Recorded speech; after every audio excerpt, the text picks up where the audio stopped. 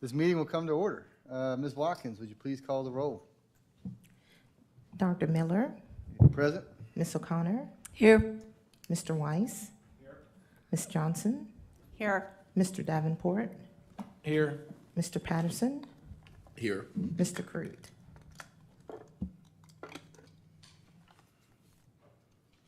All right, thank you very much. Our next item of business is the approval of the agenda, which has been distributed. Are there any corrections? Any corrections to the agenda? I motion that we approve the agenda. Mr. Patterson has motioned that we approve the agenda. Do I have a second? Second. Have you seconded by voice acclamation? All those present, please say aye. Aye. Okay, the motion is passed. Our next item of business is the consideration of the minutes. The minutes have likewise been distributed. Are there any corrections or additions to it? I move they be approved as submitted. All right, Mr. Weiss has made a motion that they be approved. Do I have a second? I'll second that. All right, Ms. Johnson has seconded by voice acclamation. All those in favor, please say aye. Aye. Aye. The motion has passed. Our next item of business is public participation. Mr. Pammett, has anyone signed up to speak? No, sir. All right, thank you. Well, then our next next item of business is a public hearing for conditional use permit 22 -002. Mr. David Furlong for the Lockett Creek Real Estate Group, 1306 Longwood Avenue, Ward D, for a conditional use permit for a multifamily dwelling containing 4 apartment units per town code section 29-22A. Ms. Atkins Austin, would you please, would you care to brief us on this? Or Yes, at least sir. just amplify upon the material we already have? Yes, sir. All right, this is a conditional use permit to add 2 below-ground level dwelling units to an existing 2-family dwelling for a total of 4 dwelling units, which by definition is a multifamily dwelling. The dwelling is located at 1306 Longwood Avenue. This is on the east end of Longwood Avenue, across from the Longwood University Athletic Fields. A multifamily dwelling requires a conditional use permit in the B2 Transitional Commercial District. The current dwelling has 2 units that contain 2 bedrooms and 2 bathrooms each. The request is to add 2 one-bedroom studio apartments to the walkout basement. On your screen, there is a vicinity map that shows the subject property in a black dashed line and the adjacent property owners in red solid lines. Next is an aerial map that is zoomed in to show the property at a better overall picture of the surrounding area. As you can see, the Longwood Athletic Fields sit directly across the street. There is vacant commercial property to the rear and 2-family dwellings to the left and right of the subject property. Next are some staff photos that were taken on September 7th of 2022. These show the front side and the view from the street. These are some photos of the side and rear of the subject property. And these are some photos of the stair landings on the rear of the property and the mailboxes in the sidewalk. The application appears to meet the standards of review for conditional use permits set forth in the town zoning ordinance. The use is substantially consistent with a comprehensive plan. The subject property is located in the mixed-use commercial category of the future conditions in the comp plan. This category is intended to be a transitional zone between downtown commercial areas and residential neighborhoods, and is an appropriate place for higher density residential units. The comprehensive plan allows for up to 24 units per acre in this category. With 4 units on a site that is 0.355 acre, this property will have a density of 11.27 units per acre. There are no significant impacts to the utility or transportation systems, and there are no significant environmental impacts to the site or adjacent properties. The approval of this single instance will not have a detrimental effect on the neighborhood fabric or the neighboring properties, as a change to a multifamily dwelling will not change the character of the dwelling from the road or from a land use perspective. Staff recommends approval of the conditional use permit for a multifamily dwelling with 7 conditions that are detailed in the staff report, but cover the following: parking design and paving, prohibition of mailboxes in the sidewalk, resident accessibility to and at the rear doors and steps, and plot plan, survey, and requirements. This includes the staff report, and I can accept any questions at this time. Thank you very much. Do we have any questions? Do the commissioners have any questions? Okay. I have a question for you. Facing the property to the left, there appears to be a pipe stem, that piece of ground that goes into the lot behind. Yes, sir. Can you elaborate on that, please? It is- To the extent you can. It is part of that commercial property to the rear. Do you know whether it's for future access to that site? I do not know. Okay. One of the things that we have for you in the staff report, but not visually, are is the zoning. So the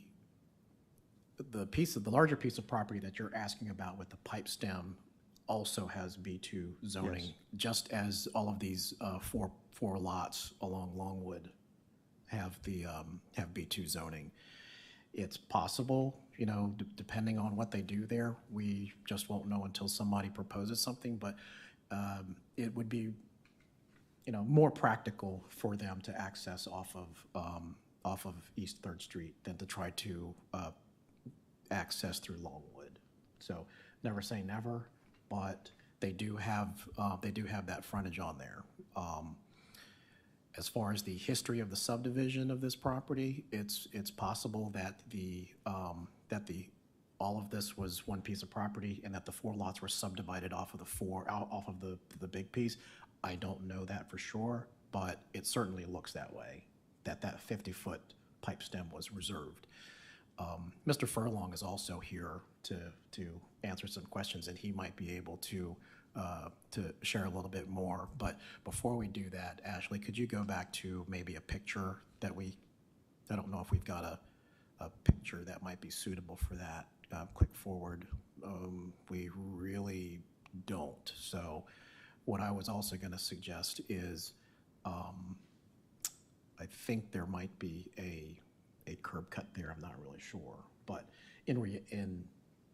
when you look at it from a common sense standpoint, it doesn't look like that it lends itself well to an access. It might be an emergency access at some point, but I'll go ahead and turn it back over to Ashley. We do have a photo from Mr. Furlong that shows a portion of it, and there is no curb cut out at that area. Do you want to see it? No, it's okay. I noticed in one of the aerials, there was a car parked on it, too. Yeah, yep, see the curb cut, yep. And one of the photographs in the package showed kind of a driveway veering off to the property to the left and a car there. I was just trying to understand the lay of the land, so to speak. Other questions? This is a side note question. The mailbox and the sidewalk, that's strange. I mean, I saw the picture there. Why wouldn't there, when the sidewalk was installed, why wouldn't there be a space for mailboxes, and what's the plan? Because it doesn't look like it's only that property. No, it is not only that property. It's multiple properties in that area. So if you look at the 2 pictures on the left side of the screen here, the bottom right picture is actually heading towards downtown, and then the top right picture is heading back out towards Sun Chase and East Third, and you can just see all up and down that sidewalk. You've got the mailboxes in the sidewalk. Quite frankly, this triggered me. I didn't think it was appropriate either. But the current VDOT sidewalk and cross-section specs would actually require a utility strip in between the sidewalk and the back of curb. This was clearly done before that. But what we want to try to do is to address the situation every chance we get, and this would be one of those situations. So this is definitely not optimal for people who want to use a sidewalk. The sidewalk is for pedestrians. And like this one right here in the upper right is right smack dab in the middle, and that could also have ADA implications as well. This is something that we definitely want to be sensitive to. But to answer your question, at the time of the sidewalk installation or the street improvement, this might have been done with an overall, street project. A 2-foot utility strip was clearly not required at that time, but would have been appropriate to put a mailbox in there. So can you clarify the recommendation then on what as the owner, they should be doing to address that? I mean, it makes sense to address it every chance you get, but as the owner, can you clarify what the recommendation is to address that? Right, our recommendation is to not locate it in the sidewalk or a public right-of-way. So we would have to discuss with the applicant and probably with the U.S. Postal Service where we can locate the box. And that would, what we can already tell you is when we have that conversation, we obviously don't want the mailbox in the sidewalk, but maybe put it right behind the sidewalk. So it'll be basically a gang box with four mailboxes in it, and it would be right behind the sidewalk. I feel like the Postal Service should at least be able to take 2 steps out of their truck and then do their thing and then get back on the truck and move on to the next mailbox, but we do have to coordinate that with the Postal Service. Yeah, but the intent, based off of what we've heard from the applicant, is to remove that, the mailboxes and then to relocate them. If you look at the bottom right or bottom left picture, kind of in the vicinity between the edge of the parking and that utility pole, somewhere in that vicinity, out of the sidewalk, but right behind the sidewalk.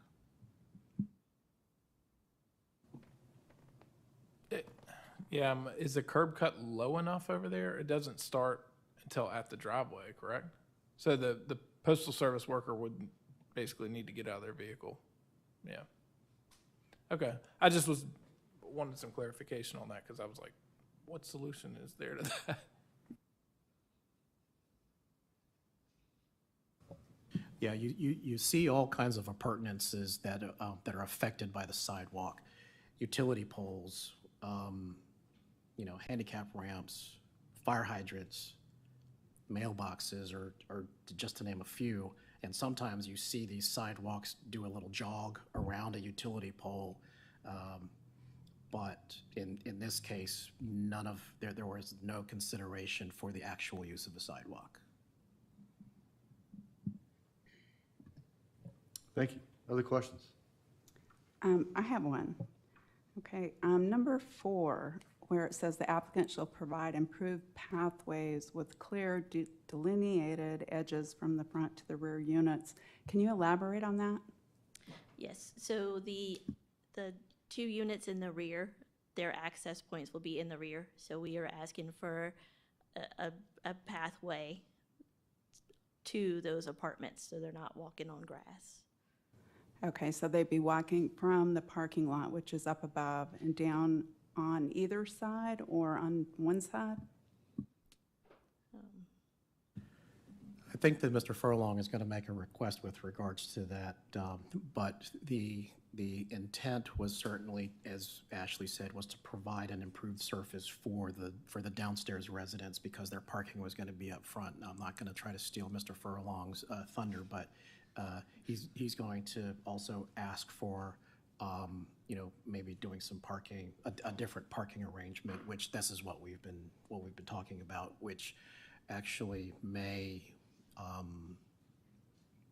reduce the need. I don't want to say eliminate the need for pedestrian access from the front to the rear, but without a drawing, I realize it's kind of hard to visualize. But what we were initially visualizing was the 8 parking spaces up front, separated by a, two banks of 4 separated by a little, pedestrian path, if you will, and that would be from the street. But from that parking space to the rear would be like a gravel path lined with something to kind of keep the gravel contained, railroad ties, timbers, those little plastic things or whatever, so that it would be, again, to contain the gravel. But Dave, do you want to come up and talk a little bit about the parking? Yeah, because the 2 conditions with regards to parking may need to be reworked before we're done tonight with this case. Can I share these pictures real quick? Yeah, absolutely. Let's start our public hearing.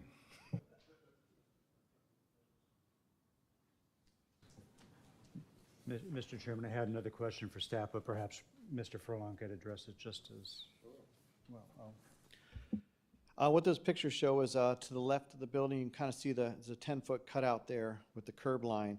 And then what I'd like to do is instead of a long strip of, 72 by 20 in front of the home, I'd like to do a driveway that goes, as you see it there, from where the existing curb cutout is through the, you can almost see those boards there. It's sometimes where one of the tenants parks. And then down, and you can follow the pictures as they wrap around to the back of the property. There's quite a large area in the back, and then the last picture of just the home in the back kind of shows from looking from like the parking area back towards the home. It's rather large there. I think it was 55 by quite some distance there. So there's more than enough room to make a drive, have a curve a little to the right, very similar to, in the one picture you see the red truck in the back, which is also, it's a 2-family there to the left. They have parking in the front for the people that live upstairs, and then parking around back for the people that live below grade. So it'd be very similar to that. That would remove the need to have the whole area up front taken care of. Also remove the need to cut out the curbing more, and it would allow for people to be able to turn around in the back instead of having to back out onto the road, which was one of Mr. Atkins' concerns. He says that, it's doable, it's not ideal, but this would allow those people in those back 2 apartments to be able to have a parking area back behind there, shorter distance to their homes, and be able to turn around behind the home instead of having to back onto Longwood Avenue.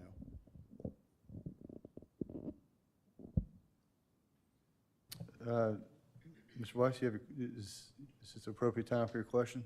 Yeah, you just touched on it, so thank you. I was trying to understand, your solution, I think I understand, but I was also trying to understand the condition number 2, the 2 sets of 4 spaces separated by a path. And I wasn't clear which way the path was oriented, but if we did the driveway around the side and into the back, did I understand you right that the 2 sets of 4 spaces would not, it would just leave the current 4 alone? Right, and we'd have that buffer, almost, if you can see where those half a railroad tie are in between, and there's still that grassy area in between the existing parking and where the proposed new driveway would go. So there'd be that buffer in between there. There wouldn't be the need to have the walkway in between the existing parking and the new parking. I believe that was just to break it up and also to provide an area for the new tenants to be able to walk down back behind. But by putting the parking back behind the home, it alleviates the need to have that buffer in between the two parking areas. It would also eliminate the need for a pedestrian path in condition number 4. So what I will mention is that this proposal is new information for the staff, which is why it's not accounted for in the conditions or the staff report. So we've learned about it tonight, and conceptually, the staff doesn't have any objection to what Mr. Furlong is proposing. And Mr. Furlong, that driveway, as shown in the photos just handed out, is entirely on your property. It doesn't touch the pipe stem I was asking about earlier? Right, that's correct. If you can see the cutout, that kind of lines my property. The cable box is really where the line's at, and I believe the cable box is still on mine. Where that 50-foot comes through right there is most of the driveway going to, I guess that'd be 1304 maybe, and then coming up right along that cable box. That's that 50-foot line that comes from the property that's for sale off of East Third.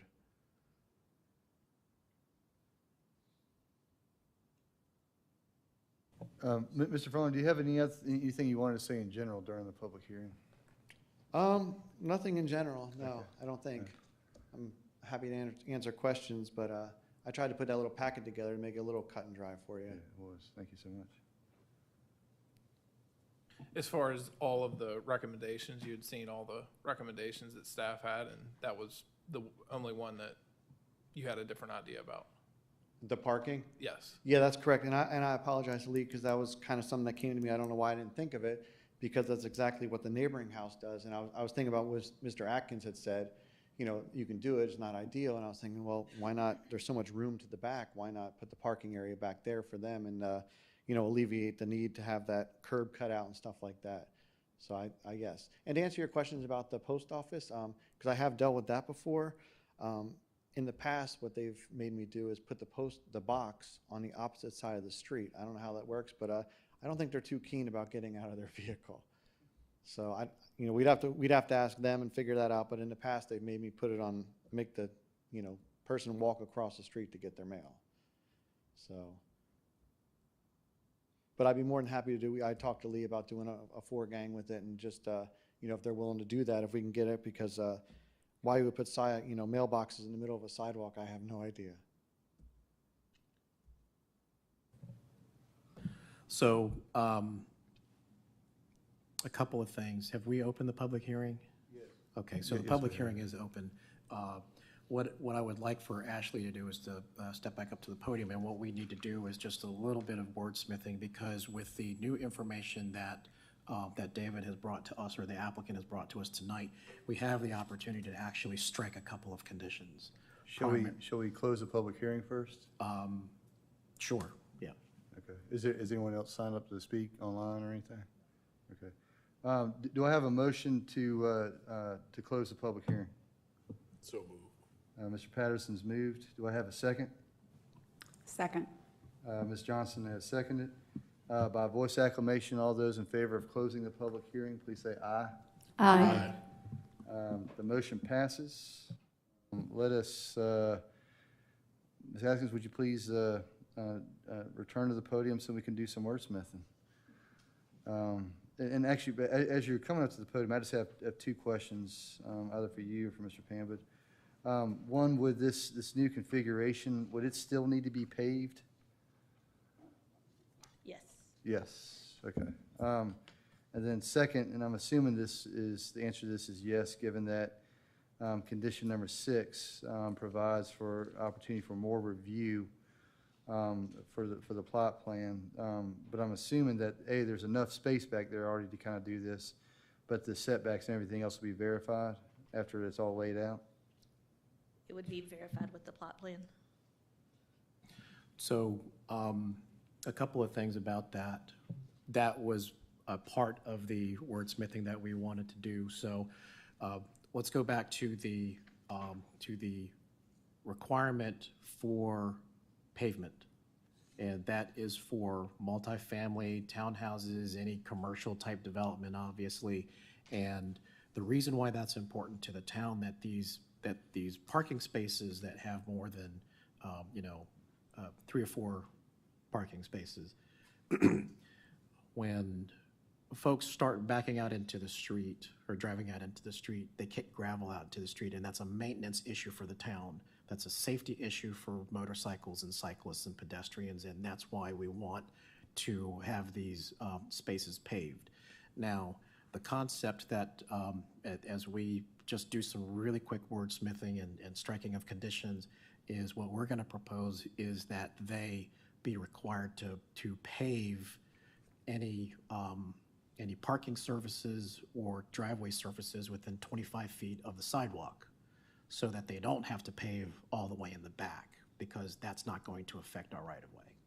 And that gives them a little bit of relief, but if this was new construction, we would be making them pave it all the way. So Ashley and I had just before the meeting, we asked for a couple of extra minutes to talk with the applicant, but Ashley, do you want to get into what the possibilities are there for a condition and which ones we need to strike. Okay, so condition number 1, we need to strike that gravel is prohibited.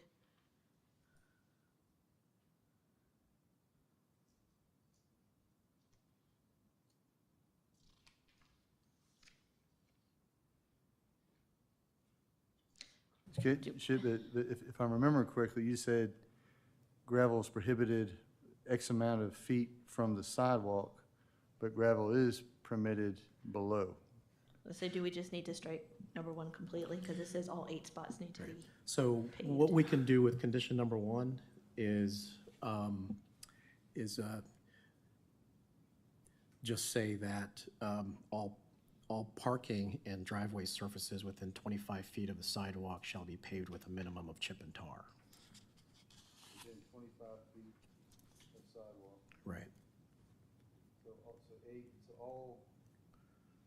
street, all required off-street parking spaces within 25 feet of sidewalk shall be paved. Versus may. Yep.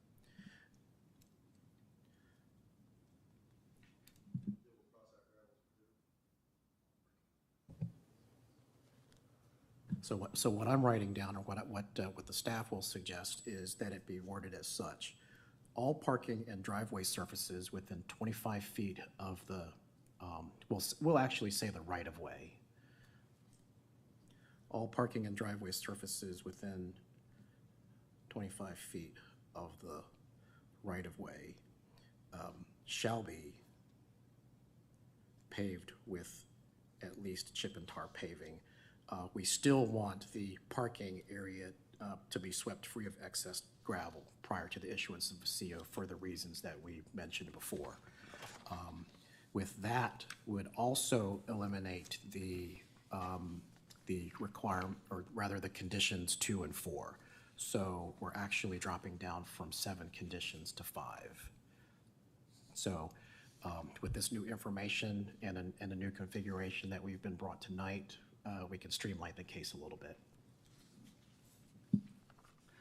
But, Mr. Chairman, wouldn't we still need, if we're striking 2 and 4, wouldn't we still need to say that the new 4 spaces is out back? Yeah, if we're substituting, if we're crossing out, you're right, number 2, we'd still want to put something in there that stipulates that the extra spaces will be back behind. Yeah. We can certainly say that the other 4, that parking may be provided to the rear, and that gives them a little bit of flexibility as well. So what But don't can- we have to have at least 8 parking spaces with 4 units? That's correct. So they already Okay. have 4 parking spaces up front, and what Right. Mr. Furlong wants to do is to provide 4 spaces in the rear, Right. which was not a consideration. We were all just really thinking 8 parking spaces in the front, and that's it. But with the new information that he's brought tonight, staff does Right. not have doesn't have any objections to putting that parking space in. But I think we parking need to spaces say how many parking spaces at least need to be in the rear, so that at some point, somebody doesn't ever say, oh, we only have to have 2 back here, and then we end up with parking problems. What about something for number 2? We instead of kind of striking all of number 2, we have the current language that we at the ends, after units we put or 4 in front and 4 in back. Okay, just to double check, that wouldn't be, I wasn't prepared to look at this, but that wouldn't be covered in the parking spaces for multi-use or for multifamily dwellings in the zoning? That wouldn't already be covered? Yeah, so that language should already be there, so would you necessarily need it as a conditional use? Because if it's already there, we don't put it as a conditional use, then it still gives them the flexibility to go front, back. That's correct. So the conditional use is not alleviating the applicant of the parking requirement. They are still required 8 parking spaces. and that's in the zoning. So this type of process, conditional use permit, we're not granting a waiver of the parking spaces. The purpose behind number 2 was to make sure that they did have the 8 parking spaces, but that there was a gap in between the two, instead of just a straight row of 8 parking spaces. So a certain type of 8 spaces versus 8 spaces. Basically, yeah. Mr. Chairman, it seems to me, if we're going to spend much more time on the wordsmithing here in light of the overall agenda tonight, that we just be clear, particularly if it's acceptable to the applicant, that I think, as you just said, 4 in the front, 4 in the back. Just be clear. We're not waiving that there need to be 8 spaces. We're just, as a condition of the conditional use permit, saying where the parking is. Right now, there's already 4. So the question is just simply where the new 4 go. I think that we've discussed this to the point where there is at least that understanding that he's got to have 8 parking spaces, whether they're up front, all 8 parking spaces up front, or he's got 4 and 4.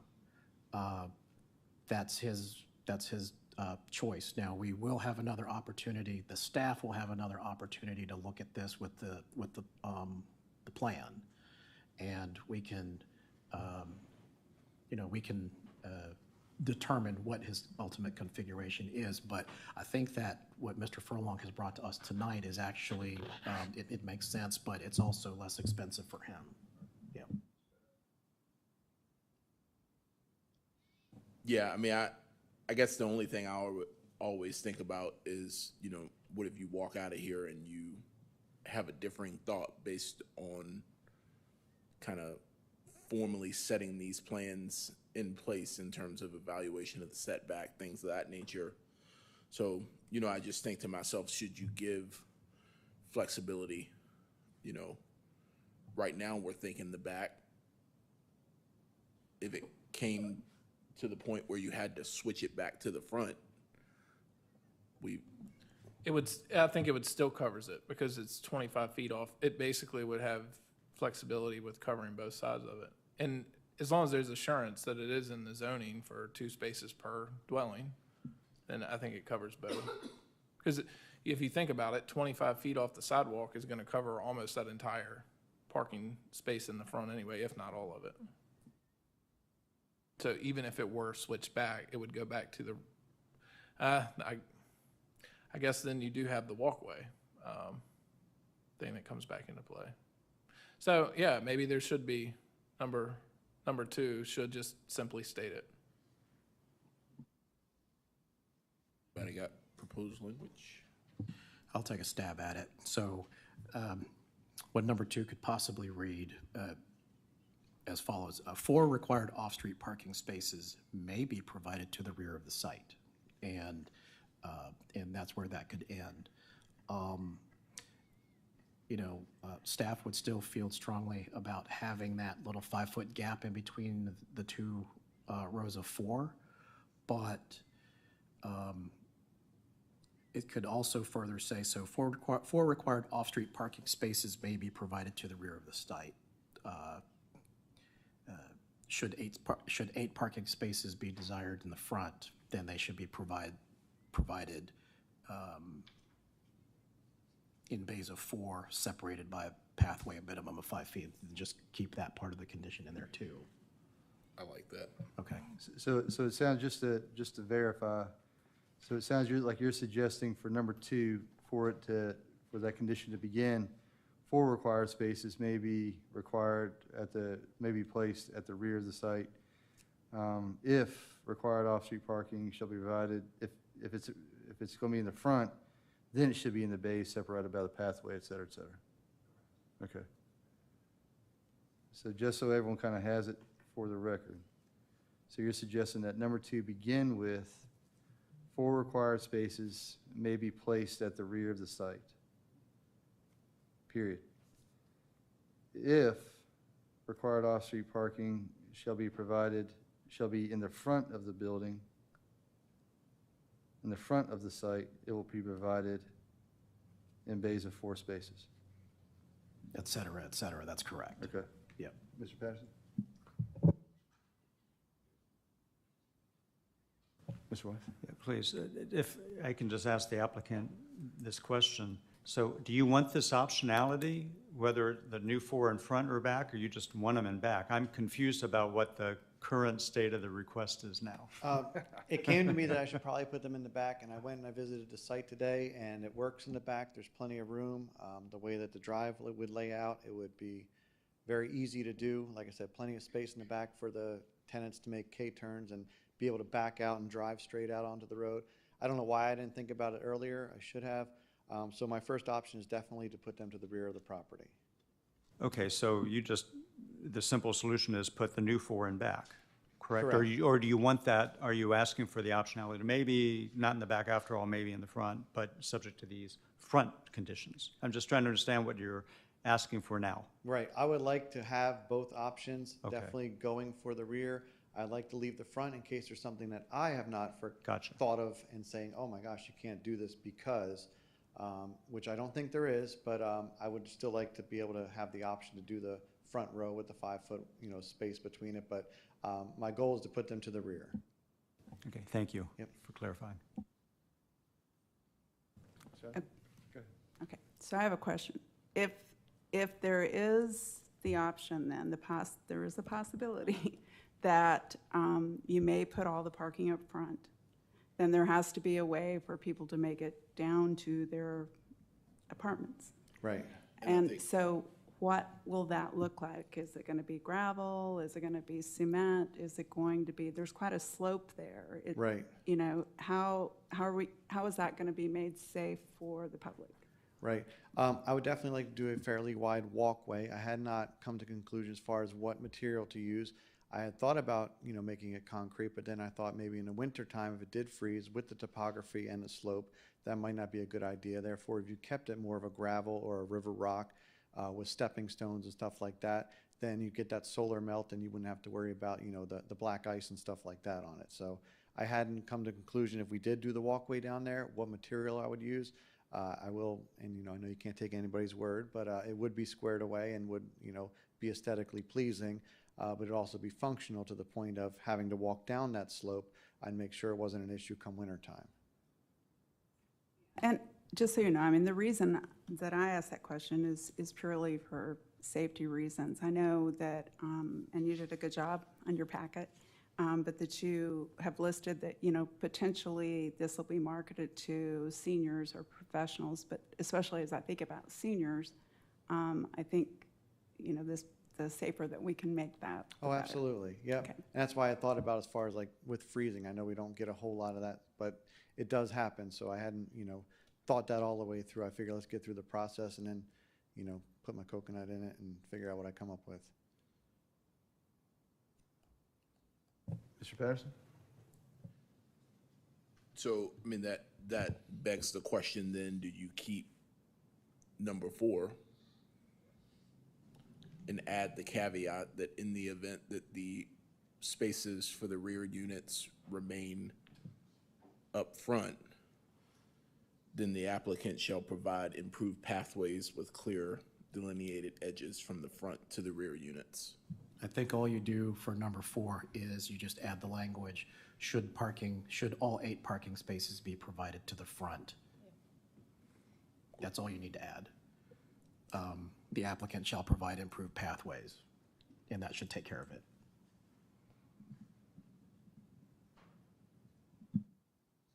So just to verify, so the new recommended language for number 4 is, should all 8 parking spaces be provided in front, comma, the applicant shall provide improved pathways or clear delineated edges from the front to rear units. That is correct. And also note that staff did not recommend a specific pathway surface, if you will. So river rock with, with stepping stones, that kind of thing would certainly be fine. Given that UVA football is 3-0, I think all kinds of things might freeze over this year.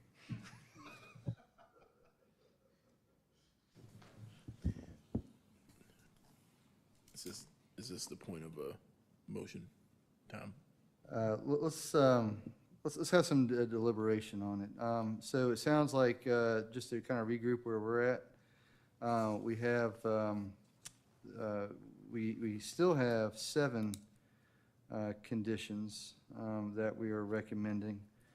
But it sounds like number 1, number 2, and number 4 have been revised.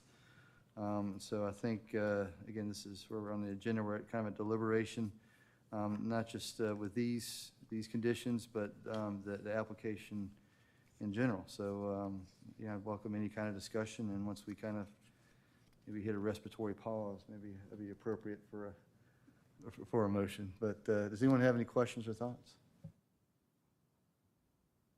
Mr. Chairman, I'll share a thought, and I may be the lone wolf on this, but given that the information is coming fast and furious on how to do this, how the parking and the driveway or the walkway, or which one is it, unless there's urgency to this matter, and the applicant's been very frank, forthright, that this just occurred to him, that maybe we table this to give the applicant a chance to really think through the parking in the back versus parking in front, walkway versus driveway. Again, unless there's urgency to acting on it tonight, just table this and let you think through this new approach and come back with a more complete picture. But I don't know if there's urgency to this. I understand, time is money, I get it. But this change is affecting half of the conditions, and everybody's wheels seem to be turning about this. So I just will throw that out for deliberation. It's not in the form of a motion, just for the folks to consider. Can I address that? There's no real sense of urgency, but I think with maybe the language that we talked about and modifying the numbers or whatnot, there's a way to build in either or, unless one of them is unacceptable. There's a way to make both ways acceptable and then make a choice. Would you agree with that? Would I agree to that? I'm just saying I'm still thinking it through. I think that Ms. Johnson raised a good point about, if everybody is going to be accessing from the front, not around the back, what does that really look like in all weather conditions? Now, if everything's in front, now we have 8 road splits, not 4. So I just, I'm just thinking this through in real time, frankly. In concept, I like the idea that you've suggested of having the driveway around the back. I think that solves a lot of the concerns I otherwise had. But if it's still permissive, if it's still optional, you could do front or back. If everything's going to be in the front, I have more concerns about the proposal, frankly, than if you have better vehicular and pedestrian access from the back. Right. Would it be something that you'd be more comfortable with if I committed to doing the parking in the rear, and then should something come up that I can't, then I'd have to revisit the board and say, hey, I couldn't do that, I'm going for the 8 spots now? Yeah, that would take care of a lot of my concerns, yes. Yeah, I mean, I would be fine committing to doing the parking in the rear. I can't see anything, like I said, with it being new to me, I just don't want to give you my word and then something comes up, but I can't see any reason why it would not work doing the 4 spots in the rear. I think,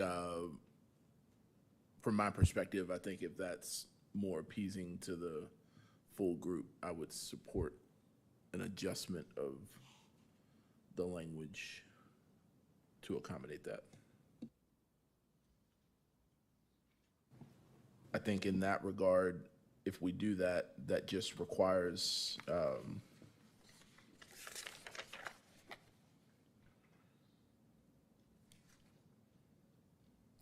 yeah, I guess, would that just require a change to number 2, an elimination of number 4?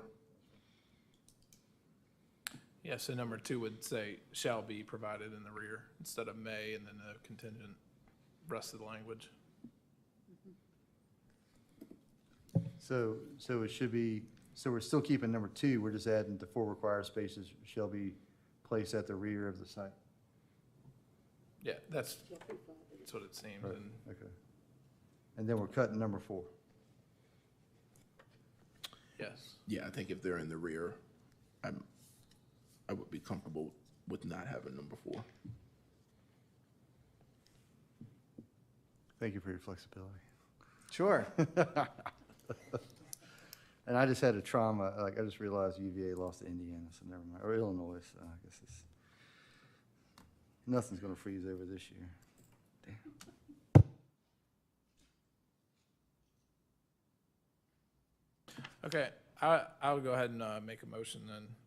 With 6, I would recommend to, I motion that we recommend to council to approve the conditional use permit 22002 for the property that was stated earlier, with the 6 conditions, 1 being revised with parking and driveway spaces within 25 feet of the sidewalk be paved, at least chip and tar paving. The second sentence would read exactly as it's written.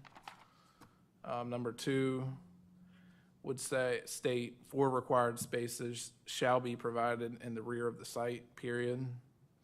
Number 3 as written. Number 4 would be struck. 5, 6, and 7 all as written. A motion has been made to recommend to town council that we approve the conditional use permit with 6 conditions, revised as Mr. Davenport read. Do I hear a second? I'll second that with a slight amendment to the motion, which is on the condition number 1, the 25 feet is within the right-of-way as opposed to the sidewalk. Mr. Davenport, is that amenable to you? Yes. Okay, the motion has been made. The motion has been seconded by Mr. Weiss. Is there any further debate? Is there any further debate? The question then is on the adoption of the motion, as Mr. Davenport have read.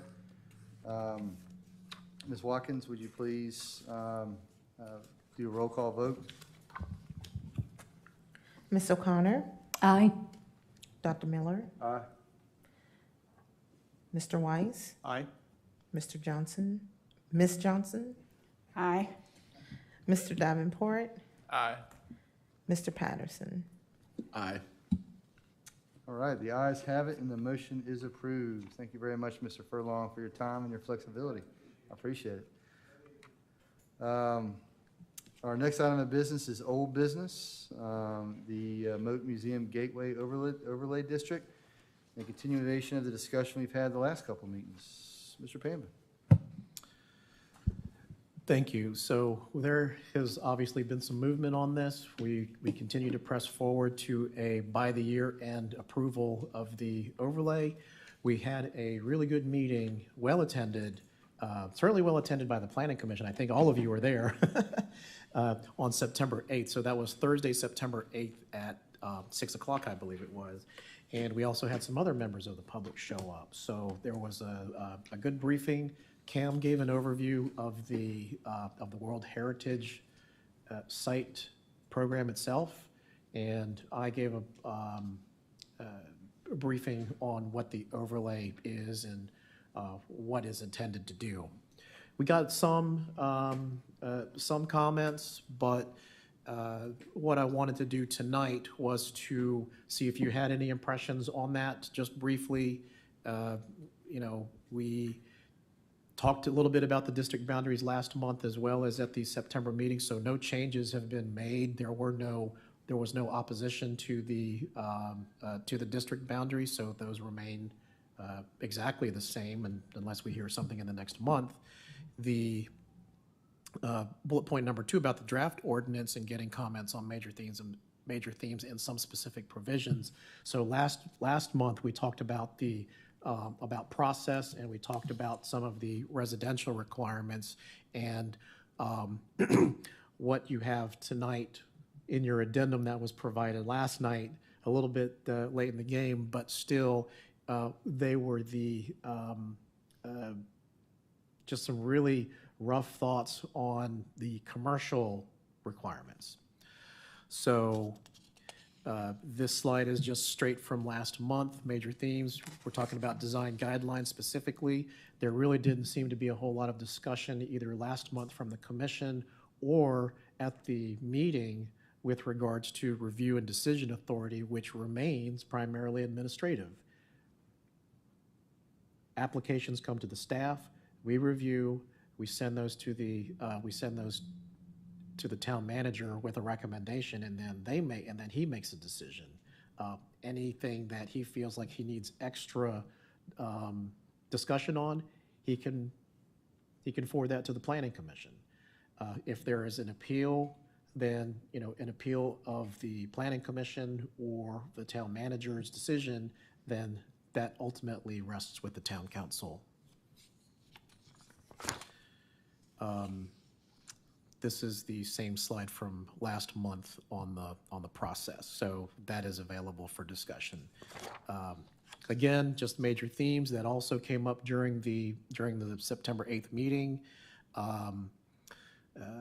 Considering the effect of the regulations and processes on the property owner, and what we wanted to do was to, of course, factor in what World Heritage is requiring, but also keeping the district boundaries tight and not affecting what I feel like the residential part as much. The commercial part has a significant visual presence and impact on the site. So as we move forward tonight and talk a little bit about the commercial regulations, we can talk about the effects of that. So again, this is another set of regulations, and that has been reiterated over and over again. We want to try to do that as lightly but as effectively as possible to protect the Moten Museum, and that's what we're all about here. Mr. Pambit, this might be, given this another set of regs, and you referenced the meeting, there was a comment about someone in attendance believed that there was the consent of all property owners within the overlay district was necessary, and you said you were going to look that up. Did you have an answer on that? Yes. So specifically, his question was with regards to the area being designated as a historic area was really his question. And he actually came back to the staff a couple of days later, said that he had researched it, and with his contacts at the federal level, and no, that is consent is not required. Yeah. So with that being said, going to this slide about specific provisions of commercial design standards, I already talked about how impactful the commercial properties are on the site, but these are future opportunities to positively contribute to the vicinity. So right now, what we've got with the Burger King and with the shopping center, those are very standard, off-the-shelf, corporate-looking architecture. So when we put these regulations into place, and should they ever decide to redevelop or rehab, they've got some specific guidance on what we feel like that should, how that should look.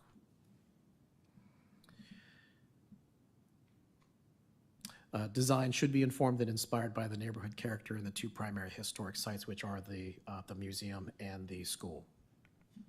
So I'll go ahead and just really basically lay out the larger points behind the language that you received recently. Building materials and colors, also considering how to control height, if we need to control height. In the R3 district, maximum height is 45 feet. Also, that's the same for B2. I don't know the height of the Moten Museum, but I suspect that's around 25 feet. That's a guess. That's an educated guess, but I would think it's around 25 feet. And then also some other things, underground utilities, screening, and I need to go back and mention lighting. So there is a significant portion of lighting which we probably want to pull back on, but there is, that could be the basis for actual lighting ordinance. But I kind of feel like that as a gateway, we should be looking at this site as a gateway to downtown, as a gateway to the university, and what do we want that to look like? So with that being said, I'm going to turn it back over to you, Dr. Miller, and if I would just have you guys refer to your addendum from last night. Page 6 is where the commercial design requirements start. Mr. Weiss, I got a glimpse of your annotations, and I would actually like to bring those into my English classroom and show the students, this is how someone actively reads. Would you like to take the lead on your thoughts, sir? Well, let me suggest a shortcut perhaps to this, because I just saw how much time it took all of us to get through on the previous request, parking and driveway-related questions. So unless everybody has literally hours to go through, potential text changes and so on, let me suggest, Mr. Chairman, I just scan my markup and give it to you. And then you can route it to the gang if you think, or your English class, or both, if you think that would be helpful. I still have substantive questions about pages 1 through 5 before we even get to 6 as framework for 6. I also have just some nits and things like that I've, picked up on, and I don't want to burn everybody's time on all of this. So really, it's up to you how you want to get into this. If you just want to focus on the commercial part this evening, I have some comments on that too. Can I ask real quick, are these conceptual items in there, or is it mostly text and the way things are written, the ideas are still I the would say same? it's more conceptual than text, more just observations from reading this through the lens of if I were a property owner, or a current property owner, or a future property owner, or tenant at one of the, in the strip mall, how would I read this? Would I be able to comply with this and know what to do? So that's kind of one of the lenses, and also the Planning Commission lens. I'm trying to look at it through both lenses, how feasible, workable, fair is it on both sides. But again, if a comma needs to be put somewhere, I don't think it's a good use of everybody's time to debate whether a comma should or shouldn't be there, or should this preposition have been a different preposition, unless you think it's a good use of your time. No, I think the conceptual items are important, and I'm fine to kind of lock in and kind of mull through this, just because I think it's a big thing that we want to get right. Mm-hmm. Y'all like to walk through these things? The big ideas? Yeah, my first question led to what Candace said. Concept items, I would rather go ahead and discuss and not kick the can down the road. If it's, again, something else, no. That is the feedback that the staff needs right now, are the concepts. Let's do it. That's right. So back to me, you want me to start off with Yes, sir. concepts? Yes, Okay. sir. So, Let me clarify real quick. Mr. Chairman, do y'all want the residential stuff, which you cover for, or would you prefer us to focus right now on the commercial, which you've not gotten any feedback on? I think we need to talk about the commercial. All right, let's focus on the commercials then first. Okay. Mr. Weiss. sure. So conceptually, I'm trying to understand how the commercial design requirements fit in with the overall framework, because there were design regulations, 1, design requirements, 2, and possibly, if the Planning Commission issues them, design guidelines. So 3 sets of rules. I'm not clear on whether guidelines are permissive or mandatory, but conceptually, again, I'm just like, how do all these 3 sets come together? What must the applicant do, or the town manager must enforce versus, well, in this case, no, I don't think that's important.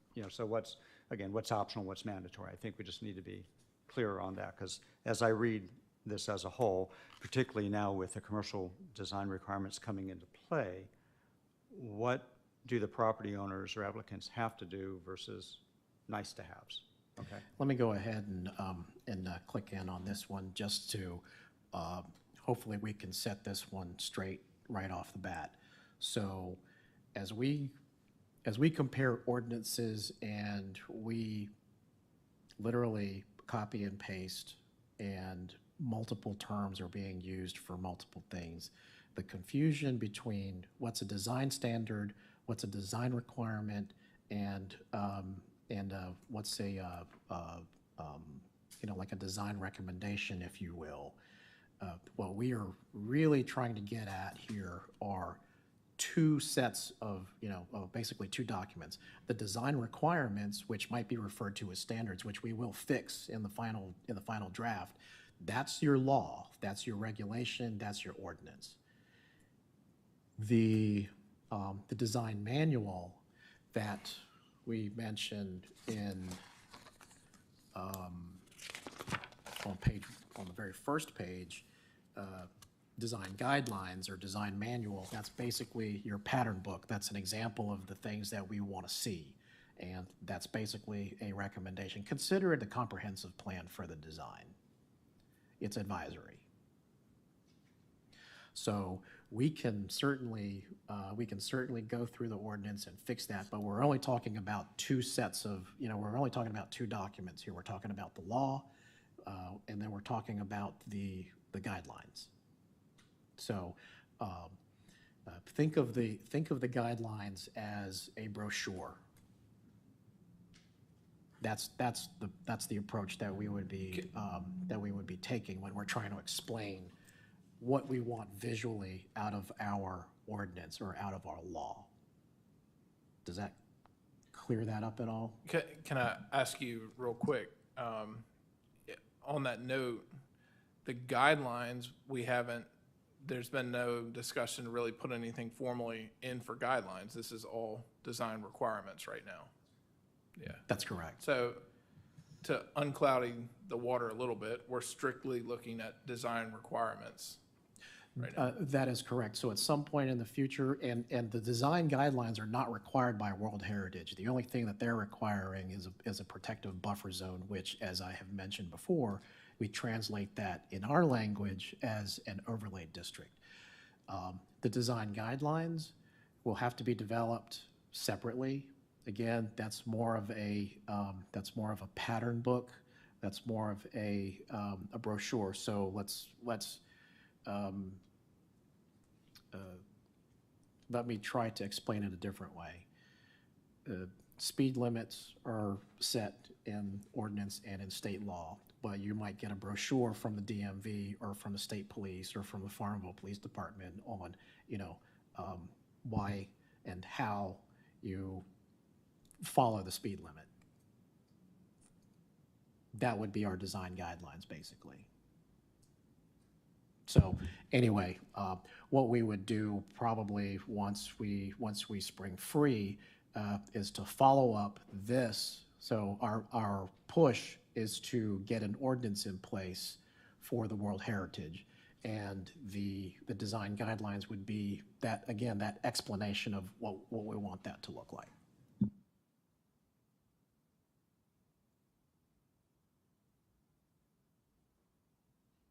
Okay, so we've gotten, a sense of clarity on that, on what we're focusing on, and the wording will be standardized as part of the revision process.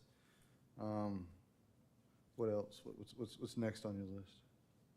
I think Mr. Pamba just touched on this, but again, conceptually, adding clarity that these requirements basically trump what's in the underlying districts. To the extent there's any conflict, the overlay wins.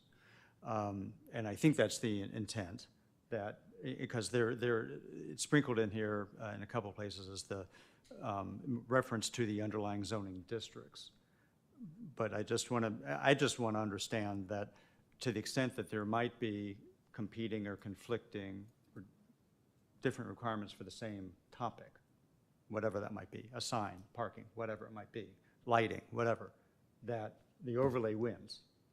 The more strict regulation would win. Okay, so I just think that needs to be, the concept that the stricter rule wins needs to be clarified here.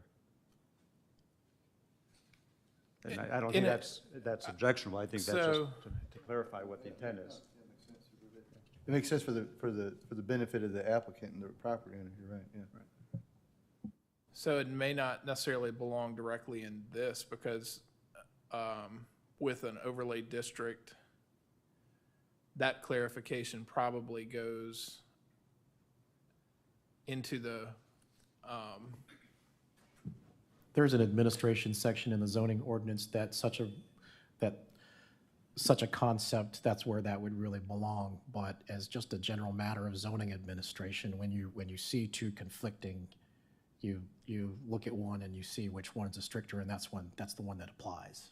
so to his point though, I do think that we should check and make sure in the zoning and that there is some language that talks more, or it is clear about an overlay district in there, because it may not necessarily belong in this portion. I think we've got to do some work maybe to condense and make it clear, but that may not be a piece that would go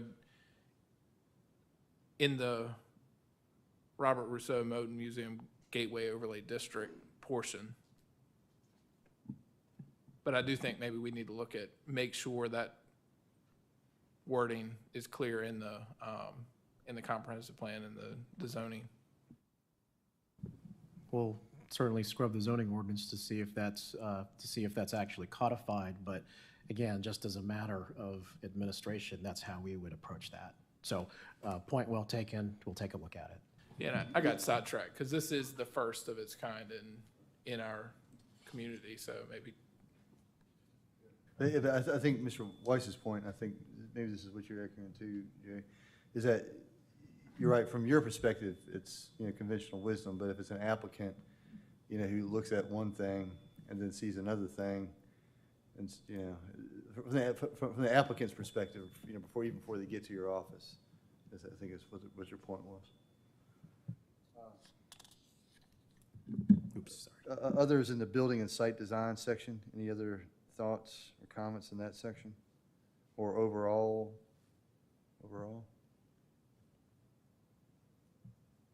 Any comments, suggestions for building and site design?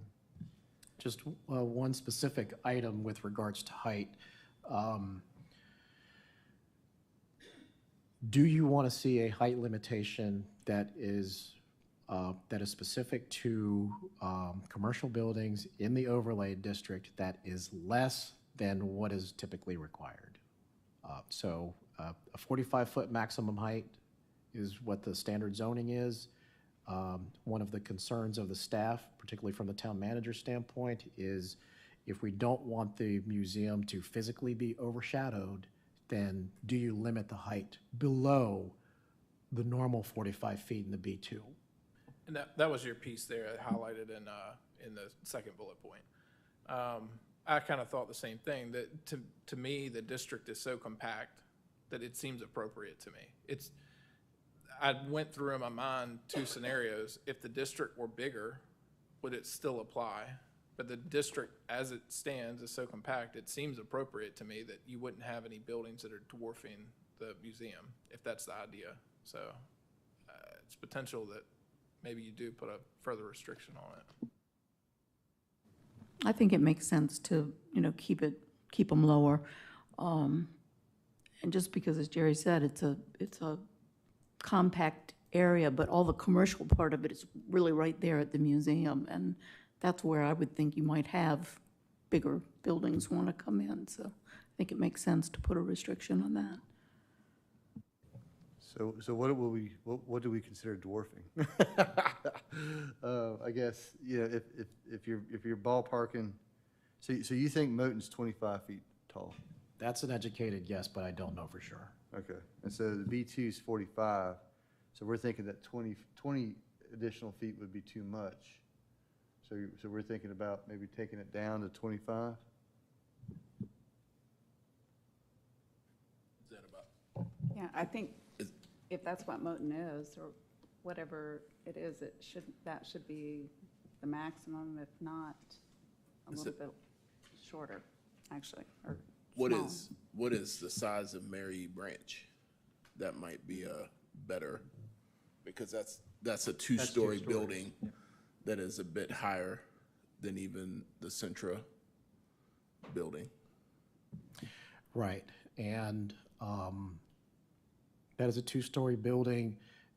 My guess is that that's probably closer to 45, 50 feet. Maybe not 50, I'd say probably close to 40 or 45 feet. And my frame of reference for that is the True Hotel out off of Route 15 or South Main Street. And I believe that building is between 50 and 55 feet overall height. So what you see with the parapets, it's going to be around that height, 45 to 50 feet. I don't think that the Mary Branch School is that tall, but it's kind of close. So to kind of to put a little bit of a different spin on the clarification, when commercial applicants come in, for instance, for new construction, and we're limiting them to the height of the Moton Museum, that would eliminate certain things, you know, like the CVS. You couldn't build a CVS because that's definitely taller than the Moton Museum. I think that my first stab at this language was overall height shall be limited to like 1.5 times the overall height, as opposed to a specific number, because at the time, I don't know how tall the Moton Museum is, but what I have heard is feedback that we don't want to overshadow that with larger, out-of-scale buildings in the neighborhood. Yeah, I mean, I would argue that that's probably one of the key elements of the buffer zone that would be most critical as we think about future development of that corridor. So I have a question about the what if. What if, say, CVS, or, you know, the owner of that building wants to redo the facade, you know, let's say the overlay's in place, and now CVS comes along to say, we want to start making some changes, and they have to comply with the overlay district. Their height is too high already. So are we triggering sort of a nonconformity, if you will, like in a typical situation? You know, are we going to be making them shave off some of their height, or, okay, your height's quote unquote grandfathered, but everything else you have to comply with? You just want to make sure we've thought through what, depending on where this height limit ends up, we may end up with, you know, some non-conforming buildings in the district, which then may be caught up in, now what do we do when we start to make We have changes? a whole section on I nonconformities. know that, Mr. Pambit. Right. And that's why I'm asking, you know, how, is that going to apply here? And have we thought through what we're going to do with all those other buildings? That's why I'm raising it now. I thought this was for discussion, not simply for reference to what's already in the zoning ordinance. If all we're going to do is refer to the current zoning ordinance, I'll just sit here. No, so as far as the, you know, if someone were to come in and say, hey, we're going to rehab, but we're not going to change the height, then, you know, they would just leave it, you know, they would probably just leave it at that same height. But I guess I'm still a little bit confused about the hypothetical there. If they have 25, or if they have whatever height they've got, say for instance, if it's 30 to 35 feet, and the only thing that they want to change is the building or the facade materials, then no, we would not make them reduce the height.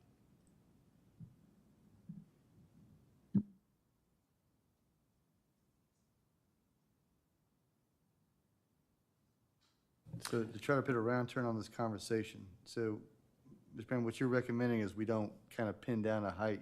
So it sounds like conceptually, we all agree there needs to be something less than 45 feet. But we don't need to specify what that precisely is at this moment, because you're thinking maybe a formula versus like a precise number? Is that accurate? I think that if the planning commission says that we don't want to, we want to limit the heights below what is typically required in the B2, then we either do that one of two ways, 1.5 or some sort of ratio, or come up with a specific height. I wish that I had the overall height of the museum, but I don't. That might give a little bit more, or that might inform an actual dimension, but 1.5 would kind of give a little bit of guidance as well in terms of the scale. So it'd be like 1.5, but no higher or 25 or whatever. Right.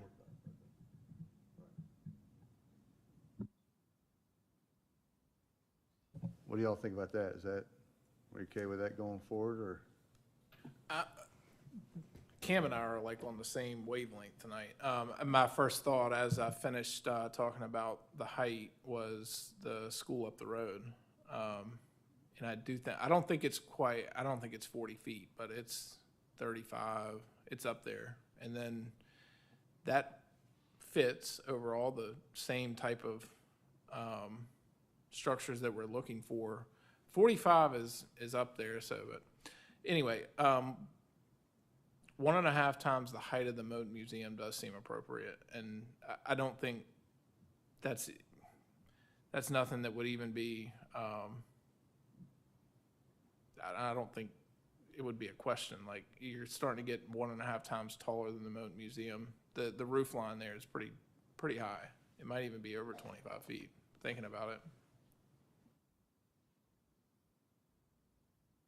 It's not terribly restrictive, but I do think it leaves a place for further height adjustments if needed in the language.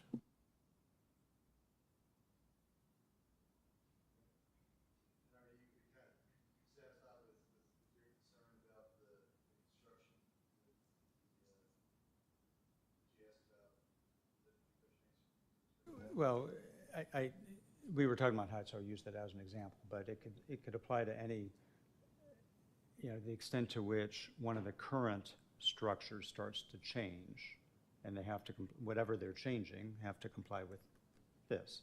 But to what extent, if they're not changing anything else, okay, you can leave well enough alone.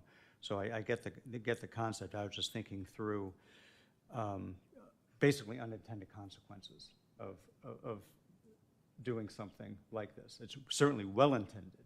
Right. I'm not questioning that at all. It's the, again, I understand from the Planning Commission or the government's perspective what it's trying to accomplish here. I'm just also trying to look at it from the perspective of any owners or future owners. Would they, new construction owner versus I'm going to buy that existing building, I want to make some changes. Whoops. Yeah, I think there was enough language early in the document about what triggers that I was looking for. It's certificate of appropriateness and having the flexibility to say it's not reasonable for us to tell them to tear 5 feet off the top of the building or something. That's a structural element that's been there. They're talking about improving it, and now we're saying, no, you can't do it, or yeah. So I don't think that, I think there was enough language in the front part of the document comfortable for me to not believe that the intent would be, in general, harmful with adding some restrictions in there. And believe me, you can ask all these folks, I'm not one for much restriction, but at the same time, I think this is it's exciting, but it's going to call for it. I think if we do this right, it's going to call for some restriction. Mm-hmm.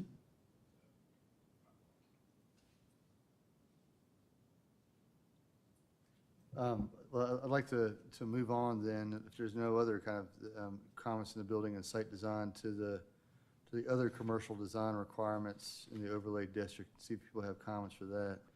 And I have one about the signage. Or just maybe a topic for discussion. Signs shall comply with the regulations for the site's underlying zoning district. You have a variety of signs out there, which are, backlit, full color, and you talked about the lighting restrictions. It just, is there any thought been given to kind of, to try to maybe, for future signage, to try to mute that, like, pin them on the ground? limit the colors, limit the lighting? Is there any precedent for doing that? Or any benefit to doing that, perhaps? It really depends on how far we want to go with regards to signage now. We just had sign ordinance amendment that passed, and we actually went in the opposite direction and made greater allowances for signs. And I think that balancing the needs of the businesses with the signs that they desire, and I kind of feel like that during that whole process, the staff was listening, and the planning commission and the town council were listening. And while we increased the size, they're still actually pretty limited. If we want to go so far as to reduce, for instance, freestanding sign height even further, from a 15-foot maximum in the B2 to, say, for instance, 8 to 10, I've certainly seen that in other places. I think that would also go to not having signs that distract from the museum location. That freestanding sign for the shopping center is actually pretty big for a shopping center that size, and it's right across the street from the museum. Would that sign is that sign rendered non-conforming with the recently approved sign ordinance for B2 and B3? I don't know, but my guess is it's probably over 15 feet tall, and it's probably over 50 square feet in area. So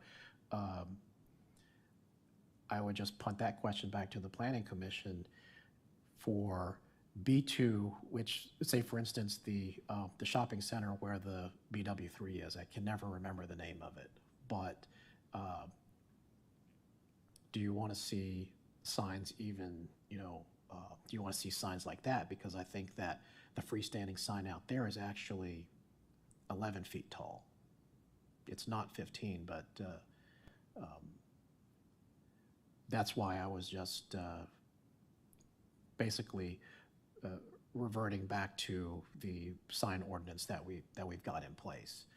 I think that there are far more offensive things out there to focus on. For instance, the highlighting of windows with LED lights. That is something that we definitely want to get a handle on if we have no way of doing that. I think that this would be a good test case for that. But I would just ask the planning commission to guide the staff in if we want to look at a different size sign for the overlay district, then let me know and we can come up with something. But we just went through an exercise for B2 and the shopping center is zoned B2.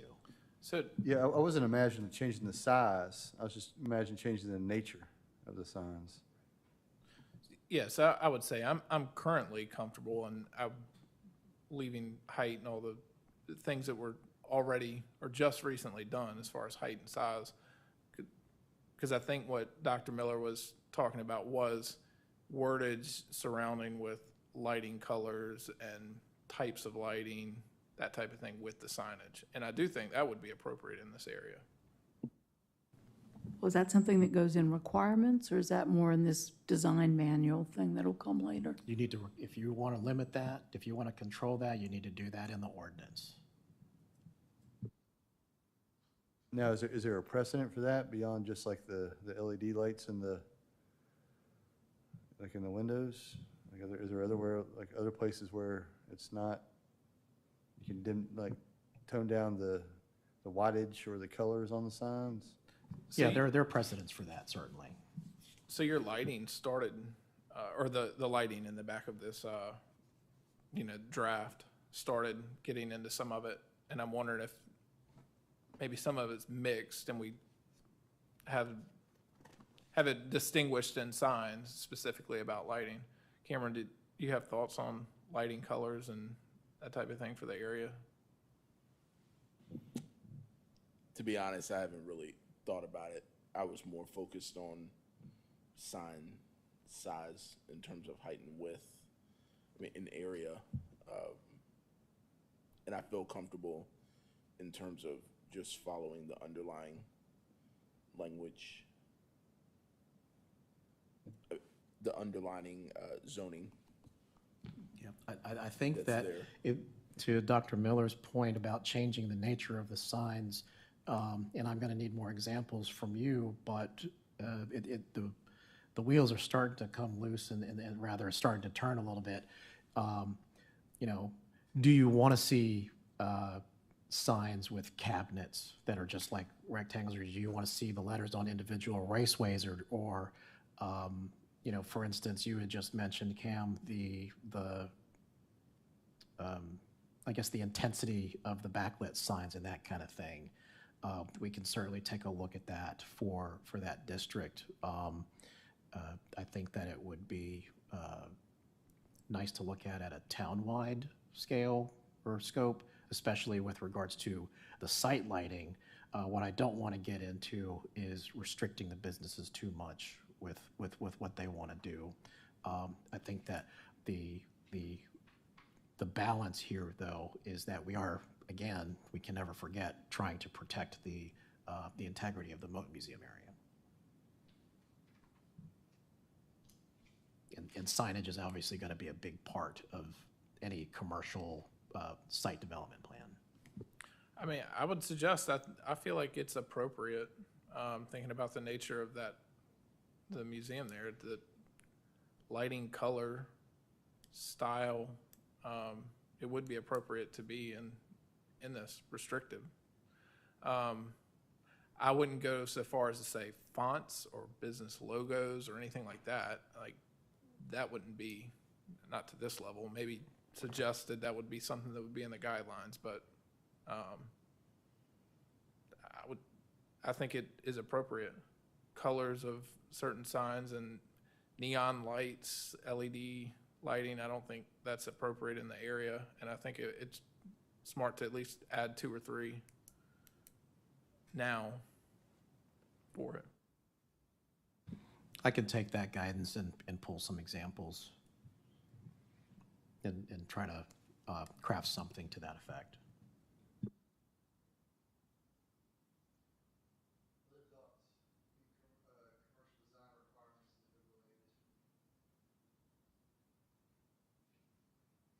The outside storage of goods, utilities. See that you have to serve the development project shall be installed underground. And that's primarily geared towards new construction. If someone wants to change the facade of their building, we're not going to tack on a requirement that they underground their utilities, for example. Right. So I think that would be, that actually came up at the meeting about the overhead utilities and how difficult it is to get a good shot of the museum, just a picture. But you've got overhead utilities all the way around that building, and those utilities, of course, were probably not in place at the time of the museum, or maybe there was just one connection, but we can address that with new construction as time goes on. Could that be written into a section of future goals? Or in the part, possibly at the beginning with the intent of the district or something like that, where, because I thought it was a good point that was brought up at the meeting. It's a very costly thing to address, but future goals, it's something that as this commission 10 years, 15 years down the road is different. If people are coming back and looking at this, they can see that that is a future goal.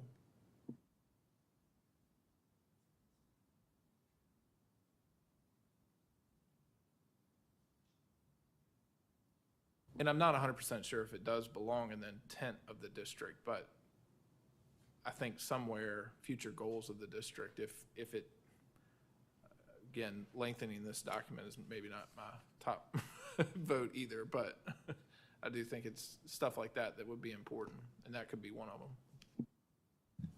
We could probably put something in the the comprehensive plan about that when it comes time to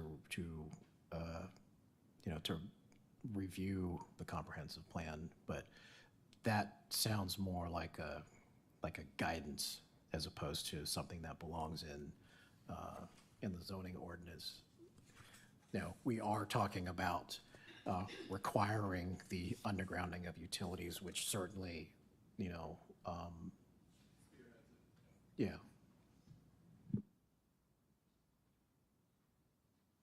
The language, Mr. Weiss? I'll just add one comment along these lines. At